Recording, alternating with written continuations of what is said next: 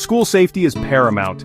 We trust schools to protect our children. This means carefully considering all aspects of school security, including something as seemingly simple as stairwell doors. There are two main types of stairwell doors: interior stairway doors and stair discharge doors. Interior stairway doors are found on each floor. They swing into the stairwell. These doors help control the spread of fire and smoke. They also provide a way to move between floors. Stair discharge doors are different.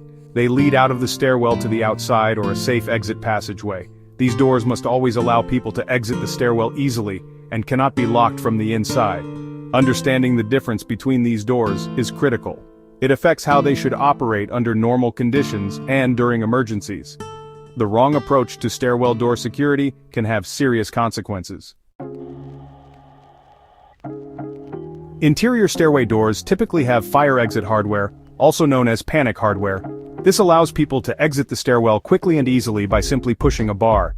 The doors automatically close and latch, which is essential for containing fire and smoke. However, these doors can also be equipped with locks to enhance security. These locks are often on lever handles, making them easy to use but also potentially lockable.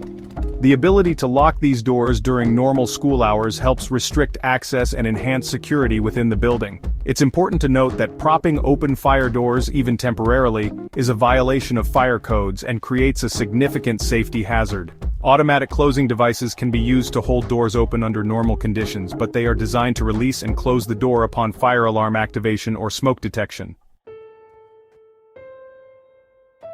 Building and fire codes set specific requirements for how interior stairway doors can be locked. These codes aim to balance safety and security. Two prominent codes, the International Building Code, IBC, and the International Fire Code, IFC, permit the use of locked lever handles on the stair side of the door. However, they mandate a fail-safe mechanism, electrified levers that unlock remotely. This remote unlocking is crucial. It's typically triggered by the fire alarm system, activation of the sprinkler system, a switch at the fire command center, or even a power outage. This ensures that in an emergency, these doors unlock automatically, allowing occupants to use the stairwells for evacuation. Another important code, NFPA 101, Life Safety Code, offers some flexibility for buildings with 4 or fewer stories. It allows for mechanical locking of stairwell doors on the stair side, but for buildings with more than 4 stories, NFPA 101 generally requires those electrified lever handles, just like the IBC and IFC. However, NFPA 101 does offer an exception called selected reentry. This approach allows some stairwell doors to be mechanically locked, while others remain unlocked for egress. It's worth noting that the IBC and IFC do not recognize this selected reentry exception.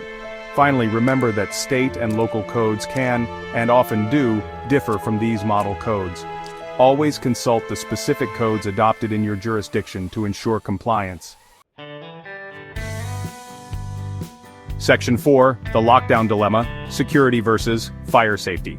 Now let's address the elephant in the room, lockdowns. The ability to lock stairwell doors from the stair side can be a valuable security measure during a lockdown. It can help to restrict an intruder's movement within the school, potentially saving lives. But here's where the conflict arises. What happens if a fire alarm is activated during a lockdown? Unlocking those stairwell doors, as required by fire codes, could inadvertently provide an intruder with access to other floors, putting more lives at risk. This conflict highlights the complex challenge of balancing security needs with fire safety requirements, a challenge faced by schools across the country. Section 5. Navigating fire alarms during lockdowns.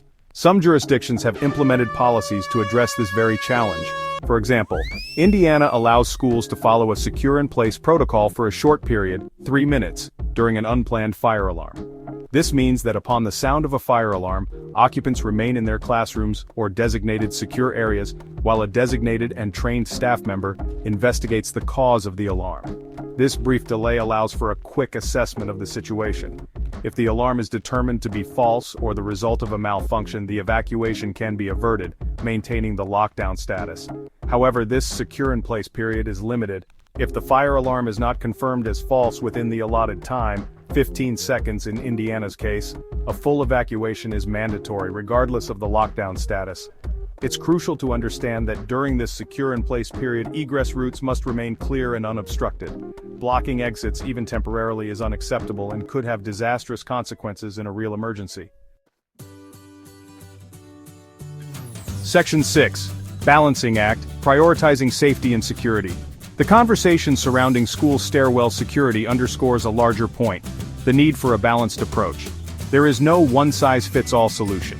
Schools must carefully consider both security and fire safety when developing their emergency plans. This means understanding the specific requirements of the adopted building and fire codes in their jurisdiction. It means working closely with local fire marshals and code enforcement officials to ensure that their plans meet all applicable regulations.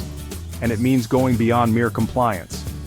Schools should conduct regular drills for various emergencies, including fire drills and lockdown drills. These drills should involve students, staff, and faculty, ensuring everyone understands their roles and responsibilities during an emergency. Section 7. The final word: codes, protocols, and preparedness. Ultimately, the safety and security of our schools depend on a multifaceted approach. Adhering to building and fire codes is non-negotiable. These codes are designed to save lives and must be followed diligently. But compliance is only one part of the equation.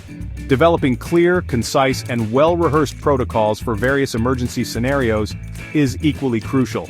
These protocols should address the complexities of fire alarms during lockdowns, ensuring that both fire safety and security concerns are addressed. And above all, preparedness is key. Regular drills and training sessions will familiarize students and staff with the necessary procedures, minimizing panic and confusion during a real emergency. By prioritizing code compliance, developing comprehensive protocols, and fostering a culture of preparedness, we can create safer learning environments for our children.